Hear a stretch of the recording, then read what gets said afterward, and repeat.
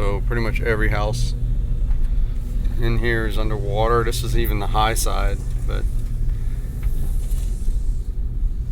every home, you'll see all these cars that are here helping. This is all church groups, Cub Scout packs, Boy Scout troops, cheerleaders, football play. Every group is organizing and coming out to help each one of these people. We have some good friends that live in this neighborhood who lost everything. Pretty much every one of these houses, you can walk into it, and at a 6-foot line, 7-foot line, some of them even higher, everything has to get ripped out. Everything has to get completely thrown away.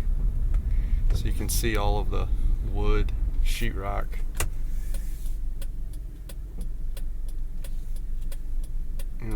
Furniture, every shelf, every cabinet, every baseboard and piece of molding, and you can just look at some of the family heirlooms, furniture and things that have been lost, appliances, electronics.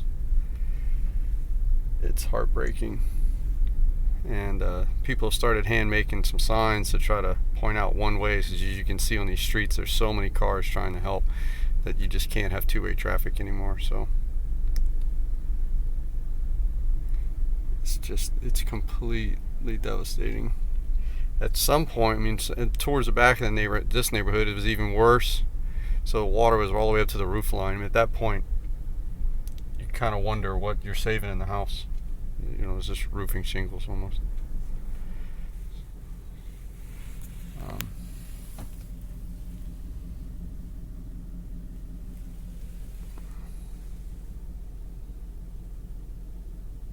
See, they're organizing, pushing oh, that's the other thing. A lot of these people had cars in their garages, and those cars are all now total losses. So the people we know in this neighborhood, they literally got out, waded through the water to a home that had a 2-story, and waited on some boats for a few hours. And when the boats never came, they eventually had to walk in the water, which is about up to their armpits, and just hold on to houses until they could get all the way to an elementary school that some folks had basically broken into to set up a makeshift shelter. So been trying to have the boys come and help.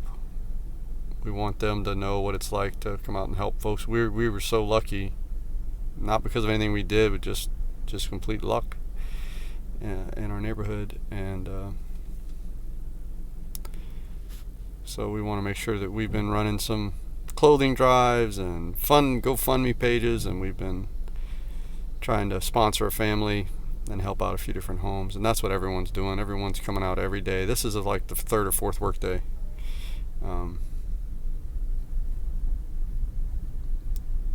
And there's lots of neighborhoods like this one. I'm just driving through one because this is where our friends are, but there's lots of them like this, where just, the pile of trash covers the front of the house.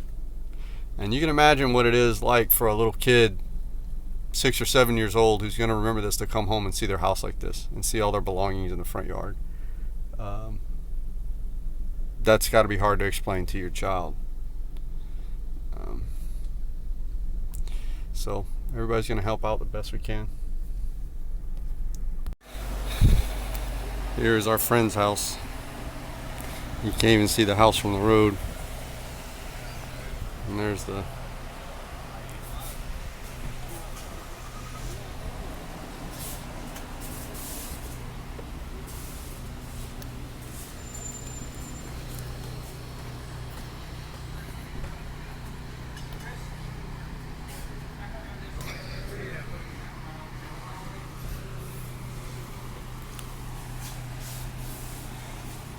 some of the things that they're trying to save, trying to get into storage.